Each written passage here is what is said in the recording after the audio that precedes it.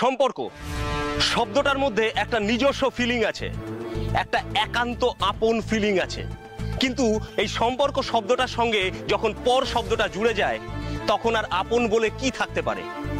পরকীয়া তেমনই একটি শব্দ যে শব্দ বহু দূরত্ব বাড়িয়ে দেয় আপনের মাঝখানে।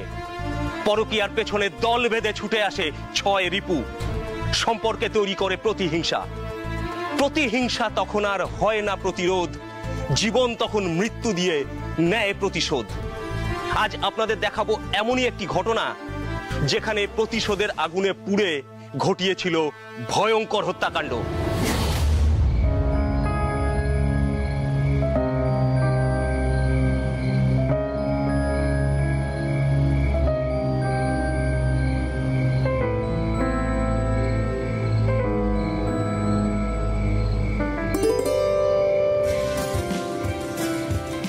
এতক্ষণে তাহলে আসার সময় হলো। কি করবো বলো, বাবা না ঘুমালে তো আসতে পারি না। আর এইদিকে তোমার অপেক্ষা করতে করতে আমার 3টে সিগারেট শেষ হয়ে গেল।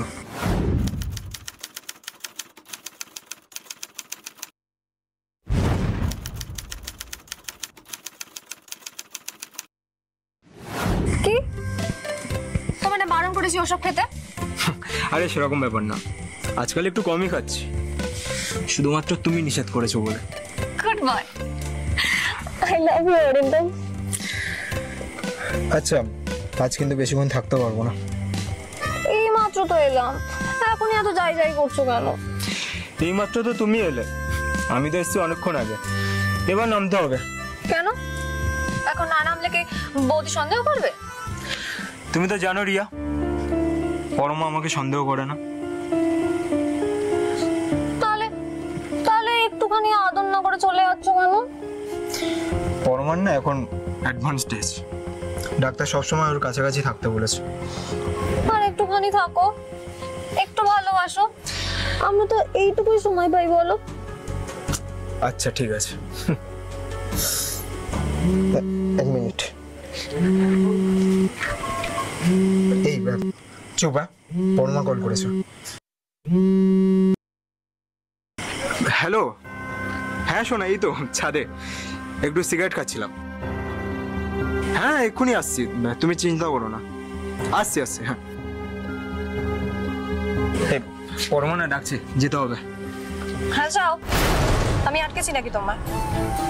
একটা কথা বুঝতে পারি না, এতই যদি বউ বউ করবে তাহলে আমাকে জোটালে কেন? আবার নাকি ওয়ার্ক ফ্রম হোম করছো, তাহলে তো এখন সবসময় বউয়ের আঁচলের তলে। সেটা তো থাকতেই হবে, দায়বদ্ধতা। তো আমার প্রতি কোনো দায়বদ্ধতা নেই, আমি শুধু ফ্রি এন্টারটেইনমেন্ট নাকি? এই চুপ, ফালতু বকো না, আমি গেলাম, কালকে দেখা হবে।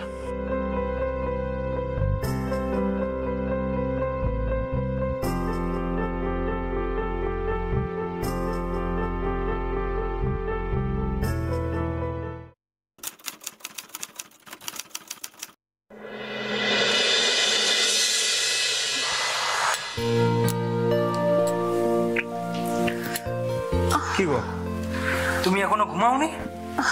ঘুমিয়ে তো পড়েইছিলাম, ঘুমটা ভেঙে গেল। কেন? পুরো চোয়া ঢেকুর উঠছে, গলা বুক সব জ্বালা করছে, মনে হচ্ছে অ্যাসিডিটি হয়ে গেল।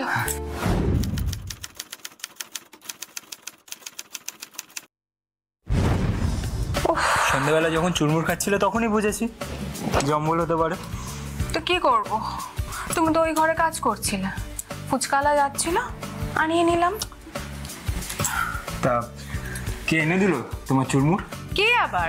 ওই যে নিচের ঘরে ভাড়াটে মেয়েটা আছে, রিয়া, ওকে ফোন করে বললাম, ওই এনে দিল। এই শোনো না, তুমি ওকে চুরমুরে 20 টাকা দিয়ে দিও তো। তুমি ভর সন্ধ্যাবেলায় 20 টাকা চুরমুর খেয়েছো? তা তোমার অবলম্বনে তো কার, পাড়ার পঞ্চুর হবে? অ্যান্টাসিড খেয়েছো? না, ওই জন্যই তো তোমাকে ডাকলাম।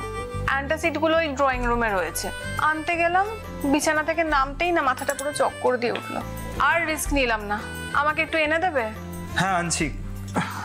আচ্ছা এক কাজ করো,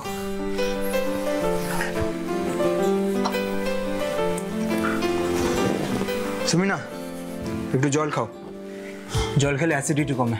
আমি আনছি।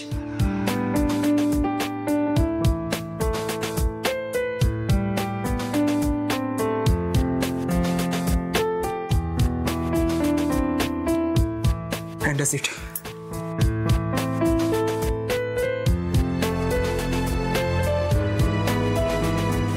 আর ওই নিচের মেয়েটার কি নাম বেশ? রিয়া। ওর ফোন নাম্বারও রেখে দিয়েছো? আমার নাম্বারও ওর কাছে আছে। মেয়েটা খুব ভালো গো, মিশুকে আছে। তুমি নিজে ভালো, তাই সবাইকেই ভালো দেখো। তুমি তো 3-4 দিন ধরে ওয়ার্ক ফ্রম হোম করছো। কত 1 মাস ধরে ও আমায় কত হেল্প করেছে তুমি জানো? তোমায় না ও খুব ভয় পায় গো। আচ্ছা, তা সেটা তুমি কি করে জানলে? আরে গত পরশুদিনকে আমি যখন ওকে বললাম যে দাদা আমার ডেলিভারি হওয়া পর্যন্ত বাড়িতেই থাকবে, এখন আর অফিস যাবে না, মা ও দেখলাম মুখটা কেমন পাল্টে গেল। তো আমি বললাম যে তুমি ভয় পাচ্ছ কেন, যখন ইচ্ছা হবে ওপরে চলে আসবে। আচ্ছা ঠিক আছে, অনেক বকবক হয়েছে, এবার একটু ঘুমাও, তোমার ঘুম দরকার। তুমি কি এখন ঘুমাবে নাকি আবার ছাদে যাবে সিগারেট খেতে? না না, 12টা বেজে গেছে, আর ছাদে গিয়ে লাভ নেই, আমিও একটু ঘুমাবো বুঝলে। শুয়ে পড়ো।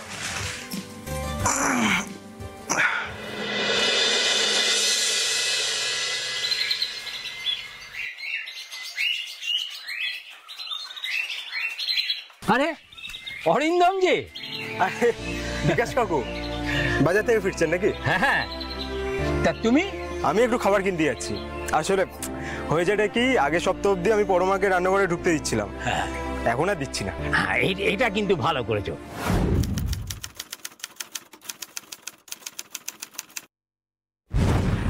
তা ডাক্তার কবে ডেট দিয়েছে? এই তো এই মাসেরই 9 তারিখ। সে কি, তাহলে তো আর মাত্র 1 সপ্তাহ বাকি। হ্যাঁ। তো বৌমাকে ঘরে একা রেখে এলে? কি করবো বলুন তো, গত 2-3 দিন অনলাইনে খাবার কিনে খাচ্ছিলাম, আজকে ভাবলাম যাই নিজে একটু কিনে আনি। দেখুন আমার দ্বারা রান্না বান্না হচ্ছে না, আর একা হাতে সামলানোটা না খুব চাপ। তুমি রিয়াকে একবার বললে পারতে যে ও বৌমার কাছে গিয়ে বসতো। এই সময় একা রাখাটা একদমই উচিত হয়নি। আমি এক কাজ করছি, আমি বাড়ি গিয়ে রিয়াকে বৌমার কাছে পাঠিয়ে দিচ্ছি। হ্যাঁ ঠিক আছে কাকু। আর সন্ধ্যেবেলা একবার তোমাদের ঘরে যাব, বৌমাকে দেখে আসবা। একদম আসবেন, অবশ্যই আসবেন। আসি।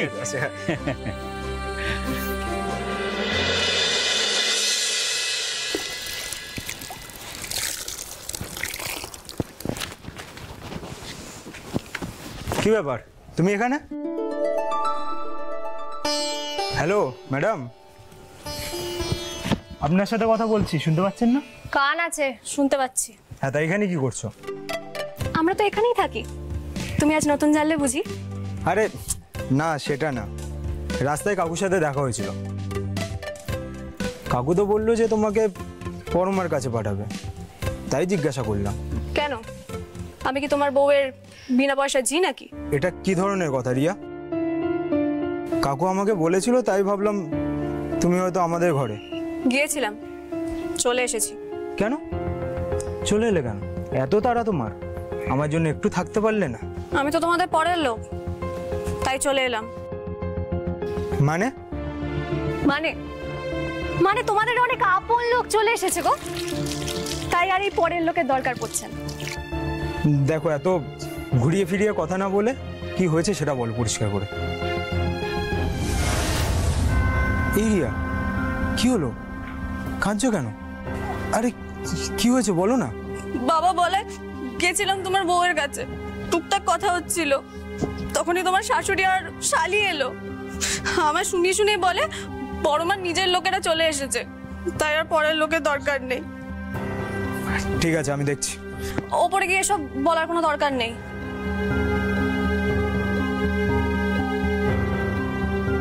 এই দিদি, তুই না আগে এত টেনশন করা বন্ধ কর তো, এখন আমরা চলে এসেছি, তাই না মা? আরে সেই কথাই তো ওকে বলছি। খালি খালি এত টেনশন করবি না। ও মা, ওই তো জামাই এসে গেছে। কখন এলেন আপনারা? এই তো কিছুক্ষণ হলো। রিদু, খাবারটা নিয়ে যা, তাড়াতাড়ি বেড়ে নিয়ে আয় দিদির জন্য, অনেক দেরি হয়ে গেছে কিন্তু। এরপর দেরি হলে ওর আবার আজকে অম্বল হয়ে যাবে। হ্যাঁ, কাল রাতে তো একটু হয়েছিল ওর অম্বল। হ্যাঁ, তা তো জানি, আর তাই তো সকাল সকাল চলে এলাম। ওর এখন যত্নের দরকার, আর তুমি তো ছেলে মানুষ, এত কিছু কি তুমি পারবে?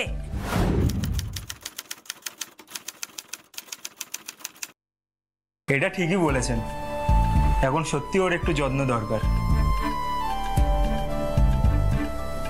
আমি তো ভাবছিলাম একটা আয়া রেখে দেবো।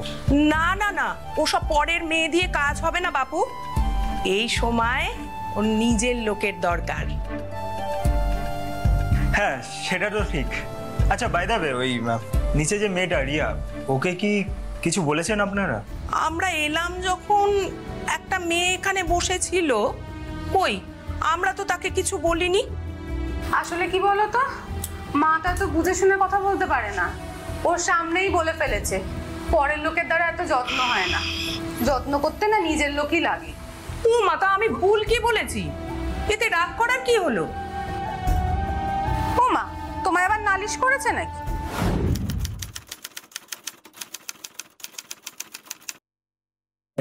এই না না, নালিশ টালিশ করতে যাবে কেন? নালিশ করেনি। তা নালিশ না করলে তুমি জানতে পারলে কি করে? আরে আমি ফেরার সময় দেখলাম যে কান্নাকাটি করছিল, আর কাকে ফোনে বলছিল, তাই শুনতে পেলাম। এইটুকু ব্যাপারের জন্য কান্নাকাটি করছিল? স্ট্রেঞ্জ তো। তা জাম্বু, তুমি কি ওর ঘরে উকি দিচ্ছিলে নাকি?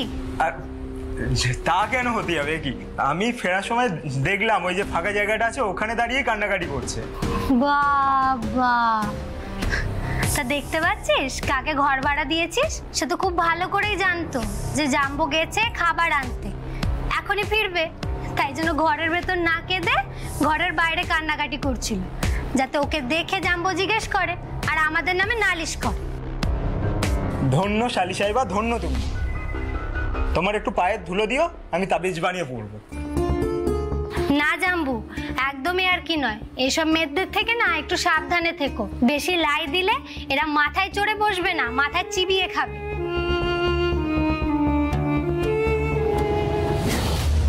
ঘটনাটা ঘটে আরো 10 দিন পর। 10 দিন পর অরিন্দম মিত্রের বাড়ির পাশ থেকে উদ্ধার হয় এক লাশ, একজন যুবতীর লাশ, বয়স 24 বছর, পোস্ট গ্রাজুয়েশনের 3rd ইয়ারের ছাত্রী, নাম রিধিমা সান্যাল। হ্যাঁ, সেই মেয়ে যে 10 দিন আগে তার প্রিয় জামাইবাবু অরিন্দমকে শোনাচ্ছিল সাবধান বাণী, কিন্তু সে নিজেই টের পায়নি তার ঘাড়ের কাছে নিঃশ্বাস ফেলছে অপরাধী। আমরা প্রত্যেকেই জানতে উৎসুক, এই 10 দিনে কি এমন ঘটেছিল যার পরিণতি একটি মৃত্যু। তবে হ্যাঁ, মৃত্যু না হত্যা সেটা বের করে আনবে আমাদের তদন্ত, বের করে আনবে হত্যাকারীর নাম।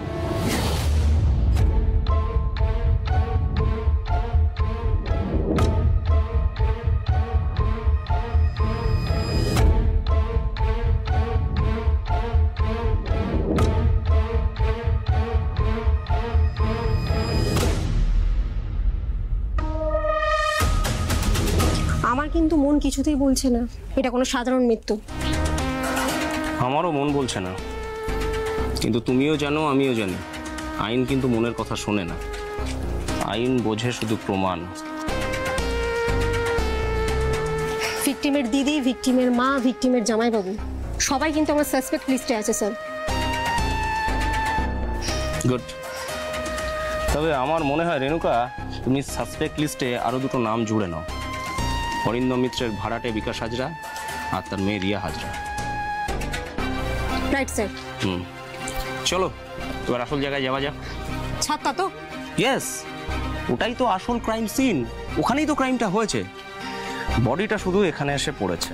ইয়েস স্যার, আমি এখানে এসেই ছাদে একজন কনস্টেবলকে মোতায়েন করে দিয়েছিলাম যাতে ক্রাইম সিনটা কোনোভাবেই বিকৃত না হতে পারে।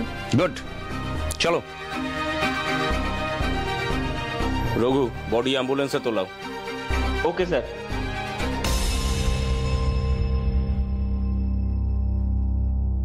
স্যার, ছাদের পাঁচিলের যে হাইট, তাতে নর্মাল হাইটের কোনো মানুষ অ্যাক্সিডেন্টলি এখানে পড়ে যাবে, এটা ভাবনাটা কিন্তু আমাদের জন্য বোকামি হবে। এক্স্যাক্টলি, ভিকটিমের হাইট সাধারণের থেকে কম বলেই মনে হচ্ছে। Yes sir. একটা জিনিস খেয়াল করলে,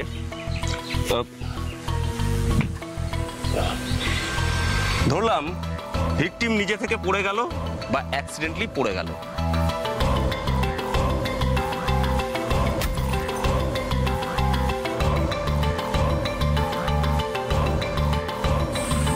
একটা জিনিস খেয়াল করলে। হ্যাঁ স্যার, ইটটা একেবারে কাছাকাছি পড়েছে, দেওয়াল ঘেঁষে। অথচ ভিকটিমের বডিটা দেয়াল থেকে দূরে গিয়ে পড়েছে। হ্যাঁ স্যার, আমরা যদি পরপর যাই তো নাম্বার 1, ভিকটিমের যে হাইট আর ছাদের পাঁচিলের যে হাইট, ভিকটিম কিন্তু কোনোভাবেই দুর্ঘটনাবশত ছাদ থেকে নিচে পড়তে পারে না। আর নাম্বার 2 হচ্ছে, যদি ভেবেও নি ভিকটিম অ্যাক্সিডেন্টালি নিচে পড়ে গেছে, তাহলে তো বডিটা একেবারে দেয়াল ঘেঁষে পড়বে, তাই না? সেখানে বডিটা এত দূরে কেন স্যার? তার মানে এটা কোনো অ্যাক্সিডেন্ট কেস নয়, একটা পরিষ্কার পরিচ্ছন্ন murder case. Yes sir. Sir, আমার একটা ব্যাপার কিন্তু খুব সন্দেহজনক লাগছে। কি বলো? দেখুন স্যার, ভিকটিমের হাইট আর আপনার ইটের পরীক্ষা দেখে আমার যে মনে হচ্ছে, ভিকটিম কিন্তু উপর থেকে নিচে পড়ে কোনোভাবেই মরেনি। তার মানে তুমি বলতে চাইছো আগে থেকে মেরে বডিটা উপর থেকে ফেলে দেওয়া হয়েছে, তাই তো? Yes sir. আমারও এক্স্যাক্টলি সেটাই মনে হচ্ছে, কিন্তু এখনই হলপ করে কিছু বলা যাবে না। তুমি একটা কাজ করো, তুমি বডিটা পোস্টমর্টমে পাঠাও, রিপোর্টটা এলে অনেক ধোঁয়াশা ক্লিয়ার হবে। Okay sir. আমার বড় মেয়ে পরমার ডেলিভারি হতে 5-6 দিন বাকি ছিল। জামাই সংসারটা সামলে উঠতে পারছিল না, তাই আমি আর আমার ছোট মেয়ে রিদিমা আমরা সংসার সামলাবার জন্য এলাম। পরমার সবকিছু দেখাশোনা আমার ছোট মেয়েই করছিল, আর আমি ওই সংসারের কাজকর্ম মানে রান্না বান্না, ঘরদোর ঝাড়পোছ এসবই সামলাচ্ছিলাম। আচ্ছা, আপনার ছোট মেয়ের মধ্যে মানে রিধিমার মধ্যে কি কোনো রকম পরিবর্তন খেয়াল করেছেন? না তো। একটা কথা বলুন তো, আপনি একদিন অফিসে যাচ্ছিলেন না? না, অফিস থেকে ওয়ার্ক ফ্রম হোম পারমিশন নিয়েছিলাম। কেন? স্ত্রীর ডেলিভারি ছিল তাই। ডাক্তার কত তারিখ ডেট দিয়েছিল? এই তো সেপ্টেম্বরের 9 তারিখ। আজকে সেপ্টেম্বরের 17 তারিখ, মানে আজ থেকে ঠিক 8 দিন আগে। হ্যাঁ, কিন্তু কাঁদবেন না মিসেস মিত্র, যা জিজ্ঞেস করছি তার উত্তর দিন। আমার ডেলিভারি ডেটের 2 দিন আগে 7 তারিখে বাথরুমে পা স্লিপ করে পড়ে যাই, আর আমার পেটে খুব চোট লাগে, আর তারপর সঙ্গে সঙ্গে পরমাকে নার্সিংহোমে নিয়ে যাওয়া হয়, না তো আমরা পরমাকেও বাঁচাতে পারতাম না। আপনার বড় মেয়ে পরমা যখন ওয়াশরুমে পড়ে যায় তখন আপনি কি করছিলেন? আমি রান্নাঘরে রান্না করছিলাম। আর আপনার ছোট মেয়ে রিধিমা? ও পাশের ঘরে ঘুমিয়ে পড়েছিল। আসলে কাজকর্ম করার খুব একটা অভ্যেস ওর ছিল না, আর সেই সময় দিদির কাছে না থাকার জন্য আমি বকাঝকাও করেছিলাম। সেই অভিমানে হয়তো মেয়েটা চলে গেল। আপনার কি মনে হয় আপনার বকাঝকার জন্য কি ও সুসাইড করেছিল? জানি না, তবে খুব অভিমানী মেয়ে ছিল। তাছাড়া দিদির এত বড় ক্ষতি হয়ে যাওয়ার জন্য ওর মনে মনে গিল্টি ফিল করছিল। আপনাকে সময় মতো দেখাশোনা করতে পারেনি বলে আপনার বোন কি গিল্টি ফিল করছিল? আমি বলতে পারবো না, ও সব কিছুই খুব সিরিয়াসলি নিত।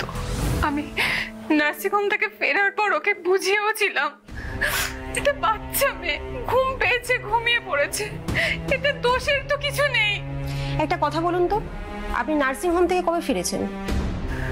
ওই 4 দিন আগে, ওই 7 তারিখে ভর্তি হলাম, আর 12 তারিখ ফিরে গেছে। গতকাল ছিল 16ই সেপ্টেম্বর। যদি গিল্ট ফিলিং থেকে উনি সুসাইড করে থাকে তাহলে এতদিন পর কেন? আমি জানি না, আমি এসব বলতে পারবো না। ওকে ওকে, রিল্যাক্স। আমি বুঝতে পারছি আপনার উপর দিয়ে অনেকটাই ধকল যাচ্ছে, আপনি একটু রেস্ট নিন। আমাদের দরকার হলে আমরা আরো কয়েকবার আসতে পারি।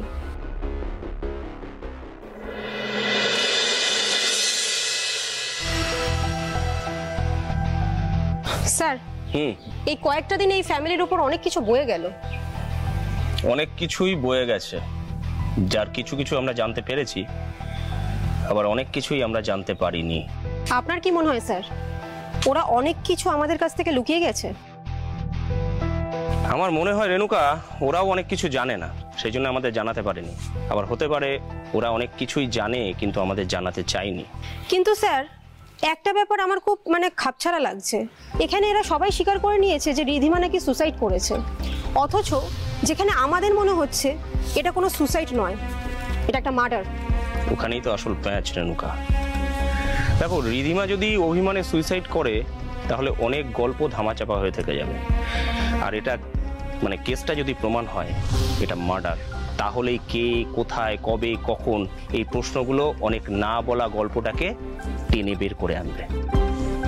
আমার মনে হচ্ছে স্যার এই ভাড়াটে বাড়ির লোকেদের সাথে আমাদের একবার কথা বলে নেওয়া উচিত। সে তো বলতেই হবে, এই জটিল গল্পে ওরাও তো বড় চরিত্র। দেখো, এতক্ষণ জিজ্ঞাসাবাদ করার পর যে জায়গাগুলো খাপছাড়া মনে হচ্ছে, আমার মনে হয় ওই ভাড়াটে বাবা মেয়ের সাথে কথা বলার পর খাপছাড়া জায়গাগুলো জুড়ে যাবে। Let's go Renuka.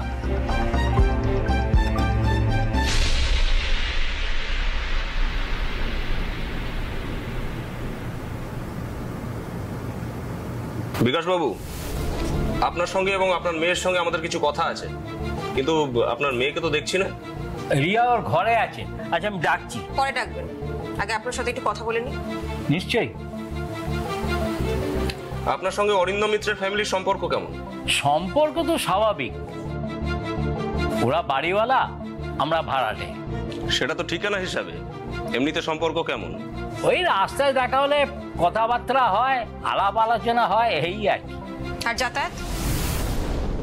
যাতায়াত সেরকম কিছু ছিল না, বুঝলেন। অরিন্দম বা পরমা আমাদের ঘরে কোনোদিনই আসেনি। আমি মাসে একবার যেতাম ভাড়াটা দিতে, তবে রিয়া কিন্তু পরমার কাছে প্রায় যেত। ওই পরমাই ওকে ফোন করে ডেকে নিত। তার মানে পরমা আর রিয়ার একে অপরের কাছে ফোন নাম্বার আছে? হ্যাঁ, এটা তো আর অস্বাভাবিক কিছু নয়, তাই না? অরিন্দমের ফোন নাম্বার আছে আপনাদের দুজনের কাছে? অরিন্দমের ফোন নাম্বার আমার কাছে আছে, তবে রিয়ার কাছে আছে কিনা আমি বলতে পারবো না। আপনারা ছাদে যান? ছাদে আমি কোনোদিন যাইনি, তবে রিয়া ওই বড় বড় চাদর বা শাড়ি মেলার জন্য মাঝে মাঝে যেত। লাস্ট কবে ওনাদের ফ্যামিলির সাথে কথা হয়? লাস্ট ওই তো সেদিন আমি বাজার করে ফিরছিলাম, আর অরিন্দম ওই খাবার কিনতে যাচ্ছিল। ওই বলছিল যে ও নাকি একা হাতে এত কিছু পেরে উঠছে না। সেরকম কিছু নর্মাল কথাবার্তা হলো আর কি। আপনার মেয়ের কবে কথা হয়েছিল ওদের সাথে লাস্ট? ওই তো সেদিন, যেদিন ওই অরিন্দমের সাথে দেখা হলো, সেদিন আমি বাড়িতে এসেই রিয়াকে পরমার কাছে পাঠালাম। তো রিয়া কিছুক্ষণ বাদেই ফিরে এসে বলল যে পরমার মা আর বোন এসে গেছে, ওরাই নাকি ডেলিভারি থেকে ওর সুস্থ হওয়া পর্যন্ত ওর সেবা করবে। তো এটা শুনে আমি একটু আশ্বস্ত হলাম, বুঝলেন, কারণ অরিন্দমের কাছে ওর অসুস্থতার কথা শুনে আমি খুব উদ্বিগ্ন হয়েছিলাম। আচ্ছা, যেদিন পরমা মিত্র ওয়াশরুমে পা পিছলে পড়ে যান সেদিন আপনারা কি করছিলেন? আমি তো ঘুমের ওষুধকে শুই, তাই আমি ঠিক বলতে পারবো না যে কি হয়েছিল। আমি আসলে কিছু টেরই পাই। বুঝলাম। আর রিয়া? রিয়া পরমাকে যখন অ্যাম্বুলেন্সে তোলা হচ্ছিল ওই গেটের কাছেই দাঁড়িয়েছিল। পরমা মিত্র নার্সিংহোমে থাকাকালীন আপনারা দেখতে যাননি? না, যাওয়া হয়নি। আচ্ছা, রিয়ার সাথে তো পরমার সম্পর্ক ভালো, রিয়াও যায়নি? দেখুন, ভালো বলতে যে দহরম মহরম সেরম কিছু নয়। আসলে ওই বাড়িওয়ালা আর ভাড়াটে একই বাড়িতে থাকলে ওই যেমন সম্পর্ক হয় আর কি। তবে সত্যি বলতে কি জানেন, পরমার মা বা বোন ওরা কিন্তু ঠিক চাইতো না যে বাইরের কেউ এসে ওদের ফ্যামিলিতে ইন্টারফেয়ার করুক। আচ্ছা, এটা আপনাকে কে বললো? এটা আমাকে ওই রিয়াই বলেছে। ঠিক আছে, আমরা একবার রিয়ার সাথে কথা বলবো। হ্যাঁ, নিশ্চয়ই, পাশের ঘরেই আছে। রিয়া হাজরা, তাই তো? হ্যাঁ স্যার, এক minute.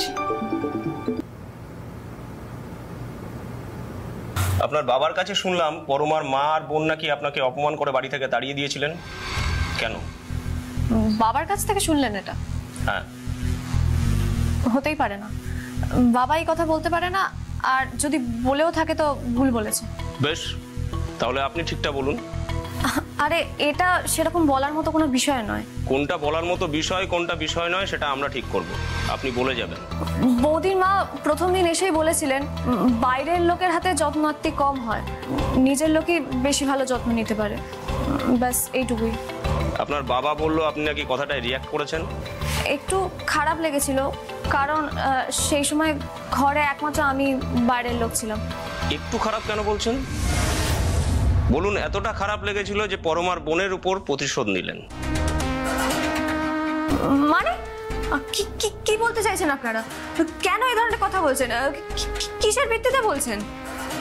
Relax relax miss Hazra. এবার একটা কথা বলুন তো, অরিন্দমের ফোন নাম্বার আপনার কাছে আছে? বোধহয় নেই, মানে বৌদি পরমা মিত্রের আছে। রোজ কথা হয়? রোজ হয় না, মাঝে মাঝে হয়, কিন্তু গত 10-12 দিন মতো কথা হয়নি। নার্সিংহোমে যেদিন বৌদি ফোন হাতে পেলো সেদিন আমাকে ফোন করেছিল, কারণ আমি আসলে আগের দিন ফোন করেছিলাম, ফোন সুইচ অফ ছিল। সুইচ অন করতে হয়তো ওই মিসড কল অ্যালার্ট দেখে ফোন করেছিল। তারপর থেকে আর সেরকম কথা হয়নি, ওটাই শেষ। ওকে, আমরা আবারও আসতে পারি? নিশ্চয়ই।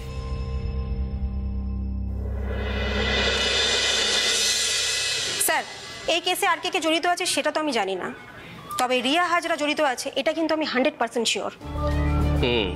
জিজ্ঞাসাবাদের সময় তোমার মোবাইল ফোন নিয়ে অতগুলো প্রশ্ন করা দেখেই বুঝেছিলাম যে নিশ্চয়ই কোনো ক্লু পেয়েছো মোবাইল কল রিলেটেড। আপনার মনে আছে স্যার, আপনি যখন জিজ্ঞাসাবাদ করছিলেন ঠিক সেই মুহূর্তে আমার মোবাইলে একটা কল এসেছিল। স্যার এক মিনিট। সেই সময় কল ডিটেলসটা হাতে পেলাম, তাতে একটা ব্যাপার ভীষণ অড লাগলো স্যার। কিন্তু তখনও তো আমরা রিয়া হাজরা আর বিকাশ হাজরার ফোন ডিটেলস আমাদের টেকনিক্যাল টিমকে পাঠাইনি। সরি স্যার, আমি এই 4 জনের নাম্বার অলরেডি টেকনিক্যাল টিমকে পাঠিয়ে দিয়েছিলাম। অরিন্দম মিত্র, তার স্ত্রী পরমা মিত্র, তার শালী রিধিমা সান্যাল আর শাশুড়ি সীমা সান্যাল। কিন্তু স্যার এই 4 জনের মধ্যে কেউ একজন তো রিয়ার সাথে প্রায় ফোনে কথা বলতো, এমনকি মৃত্যুর দিন সন্ধ্যাবেলা পর্যন্ত। অথচ ও বলছে পরমা মিত্রের সাথে লাস্ট 11 তারিখ কথা হয়েছে, কিন্তু কে সে?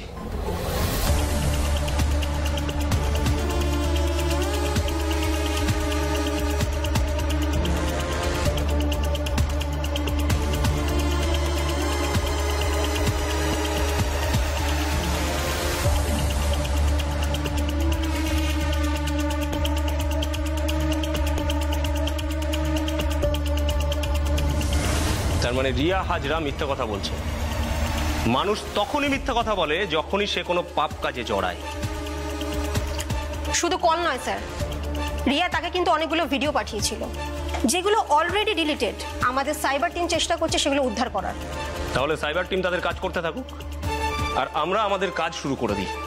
তুমি ইমিডিয়েট রিয়া হাজরাকে তুলে আনো, ওর পেট থেকে খুঁচিয়ে কথা বার করতে হবে যেগুলো ও লুকিয়ে রেখেছে। Right sir.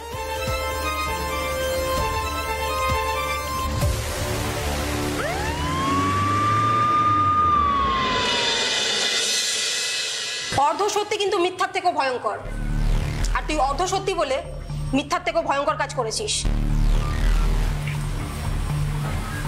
তাই এবার সত্যি কথা বলতো। আমি যা বলেছি সত্যি বলেছি। তুই তো 11 তারিখে তো পরমাকে কল করিসনি, বরং পরমাকে তুই রিধিমার মৃত্যুর দিন পর্যন্ত রোজ কল করে গেছিস। বল।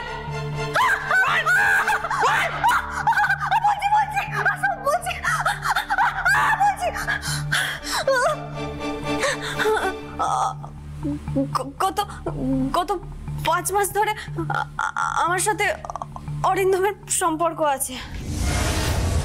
কিসের? প্রেমের? আমি অরিন্দমকে ভালোবাসি, কিন্তু আমি জানি ওই অরিন্দম ওর বউয়ের প্রেগনেন্সির জন্য, শুধু চাহিদার জন্য আমাকে ব্যবহার করে। ওই ওই ওই বাড়ির ছাদটাই আমাদের মেন পয়েন্ট ছিল। আর ও যখন ওয়ার্ক ফ্রম হোম নিয়েছিল তখন থেকে আমরা ওর স্টাডি রুমে মাঝে মাঝে দেখা করতাম। ওই যখন পরমা বৌদি ঘুমোতো।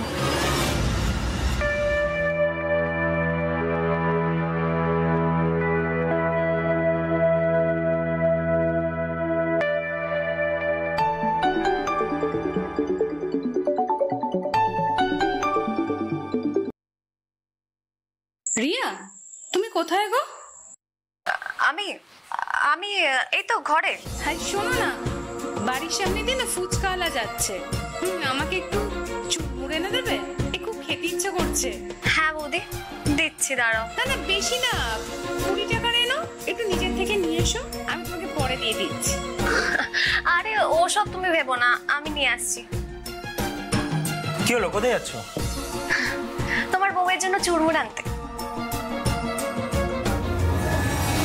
পরমা বৌদি আমায় খুব ভালোবাসে, বিশ্বাসও করে।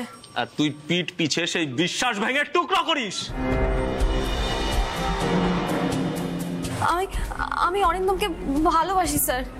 জাগে, তারপর? অরিন্দমের শাশুড়ি আর শালি যেদিনকে এলো, সেদিন ওদের বাঁকা কথা শুনে আমি বুঝতে পেরেছিলাম ওরা যতদিন আছে ততদিন আমার সাথে অরিন্দমের মিট করা পসিবল না। অরিন্দম তোকে ডাকতো না? প্রথম দুদিন ফোন করেছিল। বলো। হ্যাঁ বলছি, আমি ছাদে আছি, তুমি আসবে? বললাম না, তোমার শাশুড়ি আর শালি যতদিন থাকবে দেখা করা বন্ধ। আরে কিন্তু কেন, কারণটা কি? কারণটা কি তুমি জানো না? ওদের চোখে যদি আমরা একবার পড়ে যাই কেলেঙ্কারি হবে। আরে শোনো, রিদিমা আছে পরমার কাছে, আর শাশুড়ি খুব মনোযোগ দিয়ে রান্না করছে।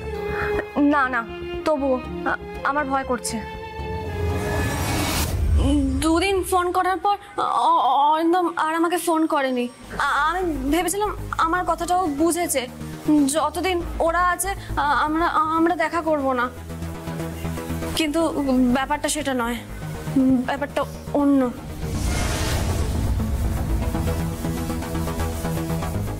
ব্যাপারটা কি শুনি? খুব সম্ভবত তারিখটা 6 সেপ্টেম্বর। বাবা ঘুমের ওষুধ খেয়ে তাড়াতাড়ি ঘুমিয়ে পড়ে। তখন 11টা বেজে গেছে। ভাবলাম অরিন্দমকে একটা ফোন করি। The subscriber is currently switched off. Please try after some time. इस समय उपभोक्ता का मोबाइल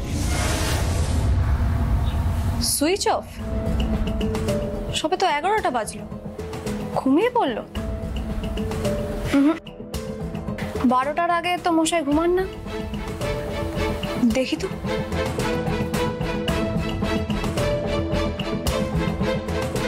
আমি অরিন্দমকে খুঁজতে খুঁজতে ছাদের দিকে যাই, দেখি ছাদের দরজা খোলা।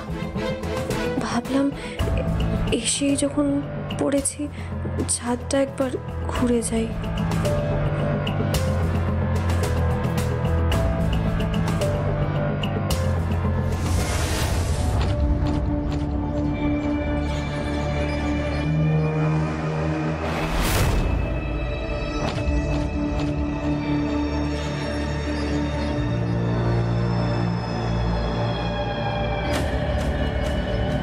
কি করব কিছু বুঝতে পারলাম না। ভাবলাম ভিডিও রেকর্ডিং করে রাখি, পরে যেন অরিন্দম অস্বীকার করতে না পারে।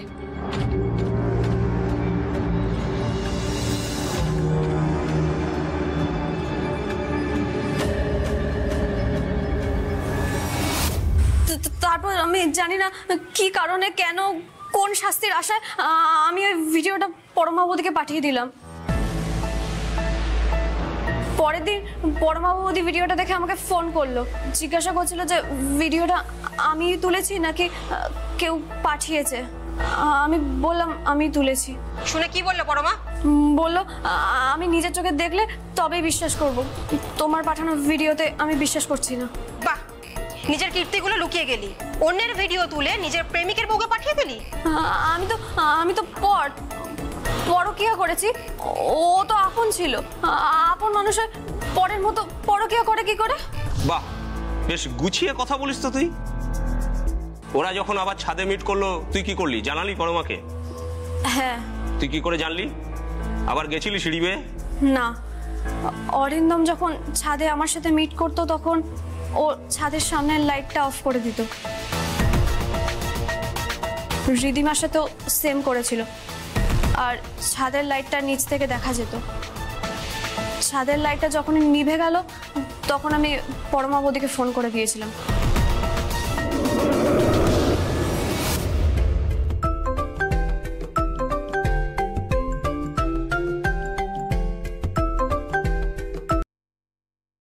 হ্যাঁ, ওরা এখন ছাদে।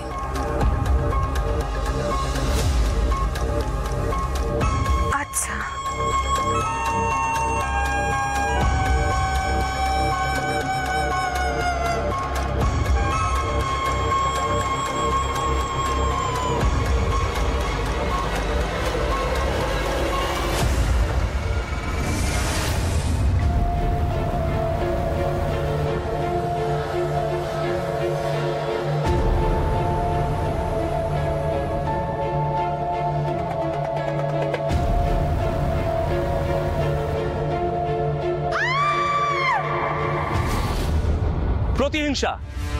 প্রতিহিংসা থেকে শুরু হয় একটা ভয়ঙ্কর পরিকল্পনা। রিয়ার প্রতিহিংসা প্ররোচনা দিতে থাকে পরমাকে, তার প্রাপ্তি অন্য কেউ কেড়ে নেবে, এটা থেকেই তার প্রতিহিংসা শুরু। তার ইগোতে লাগে আপন পরের ভেদাভেদ, যে ইগো জ্বালাতে থাকে তার প্রতিহিংসা যতুগৃহকে। অন্যদিকে পরমাকে আঘাত করে বিশ্বাসঘাতকতা। তার নিজের স্বামী, তার নিজের বোন তারই পিঠ পিছে ধোকা দিচ্ছে, এটা কিছুতেই মেনে নিতে পারে না পরমা। আর তার এই বিশ্বাস হারানো মনটা টানা পড়ে নে সে হারিয়ে ফেলে তার জীবনের সবচেয়ে বড় সম্পদ, তার সন্তান, যে পৃথিবীর মুখ দেখার আগেই হারিয়ে গিয়েছিল গভীর অন্ধকারে। স্যার, ফরেনসিক রিপোর্টটা এসে গেছে। আমরা যেটা ভেবেছিলাম সেটাই। রিধিমা সান্যালের মৃত্যুটা কিন্তু কোনো দুর্ঘটনা নয়, এটি একটি পরিকল্পিত মার্ডার। বুঝলাম। তাহলে পিএম রিপোর্টে কি এলো সেটা দেখলে তো? আমরা আগে থেকে যেটা আন্দাজ করেছিলাম ঠিক সেটাই, ছাদ থেকে ধাক্কা মেরে মার্ডারটা করা হয়নি। হ্যাঁ স্যার, ভিকটিমকে শ্বাসরুদ্ধ করে কিন্তু মার্ডার করা হয়েছিল। তারপর তাকে ছাদে নিয়ে গিয়ে উপর থেকে নিচে ফেলে দেওয়া হয়, আর সেটাকে দুর্ঘটনা বলে চালিয়ে দেওয়ার চেষ্টা করা হয়েছিল। রেণুকা, তুমি একটা কাজ করো, তুমি দুজন মহিলা কনস্টেবল নিয়ে যাও, পরমা মিত্রকে তুলে নিয়ে এসো। রিয়া আর পরমাকে মুখোমুখি বসিয়ে কথা বলাতে হবে, কিন্তু সাবধান, উনি কিন্তু এখনো সম্পূর্ণ সুস্থ নন। Okay sir.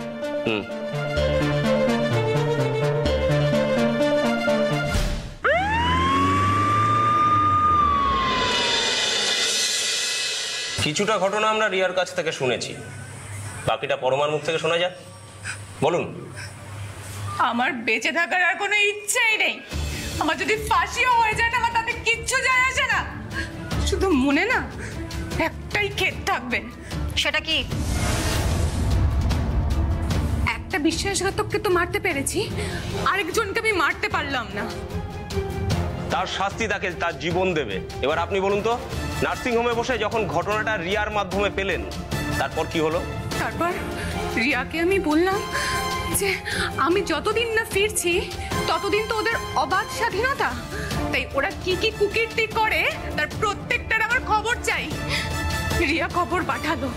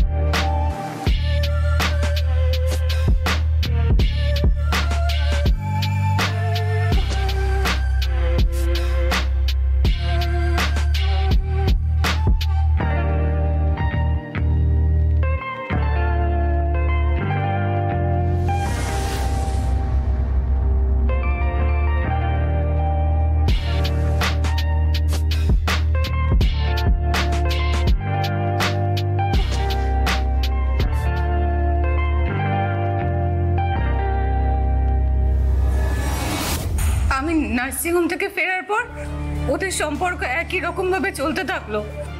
16 তারিখ রাত্রিবেলায় ওরা যখন ছাদ থেকে নামলো, ওরা ভাবলো আমি ঘুমিয়ে পড়েছি। ঋদু আমার পাশেই শুতো, অরিন্দম নিজের স্টাডি রুমে চলে গেল।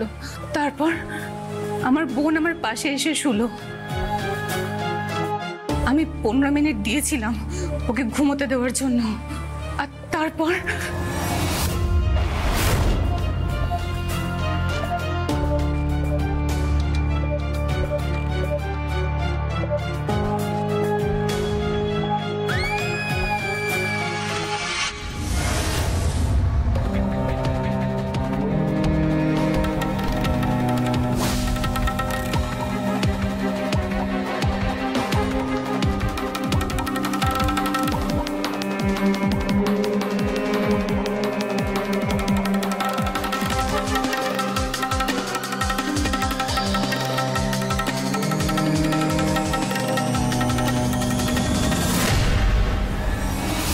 অসুস্থ শরীর নিয়ে পারলেন একা একটা মানুষকে এইভাবে মেরে ফেলতে? হ্যাঁ পারলাম। জানি না কোথা থেকে আমি এত জোর পেয়েছিলাম। হয়তো অপমান আর ঘেন্না থেকে আমি শক্তি পেয়েছিলাম। তারপর আর পারিনি। আমি রিয়াকে ডাকলাম, দুজনে মিলে লাশ নিয়ে গেলাম ছাদে। অনেক কষ্ট হয়েছিল আমাদের। তারপর ওকে আমরা ছাদ থেকে ছুঁড়ে ফেলে দিলাম। আপনি কি জানেন অর্ধ সত্য মিথ্যের থেকে ভয়ঙ্কর? মানে আপনাকে যে এত সাহায্য করলো, এত খবর দিল, সেও আপনার স্বামীর সঙ্গে 5 মাস ধরে ঘনিষ্ঠ সম্পর্কে জড়িয়ে আছে।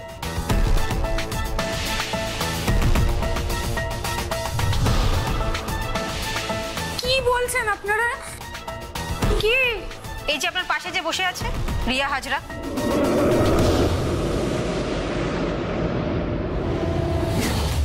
প্রেম, ভালোবাসা, পরকীয়া, অবৈধ সম্পর্ক, বিশ্বাসঘাতকতা, অজাচার, প্রতিহিংসা, প্রতিশোধ সবকিছু জড়িত ছিল এই কেসটাতে। কে যে কার আপন, কে পর, পুরোটাই ভিত্তিহীন হয়ে যায় এই ঘটনার পর। পরমার সাথে রিয়া দুজনেই খুনের শাস্তি পেল, কারণ আইপিসি ধারা 107 অনুযায়ী খুনিকে প্ররোচনা দেওয়া, খুনিকে সাহায্য করার শাস্তি খুনের শাস্তির সমান। তবে একটা প্রশ্ন থেকে যাবে, জানি অরিন্দম কি কোনো শাস্তি পেল না? না, আইন তাকে শাস্তি দিতে না পারলেও জীবন তাকে কঠিনতম শাস্তি দিল। অরিন্দমকে সবাই একা করে দিল এক লহমায়। এমনকি তার জন্মের আগে অন্ধকারে তলিয়ে যাওয়া সন্তানও জানিয়ে দিল, তুমি অপরাধী, তুমি কারো নও, তুমি একা।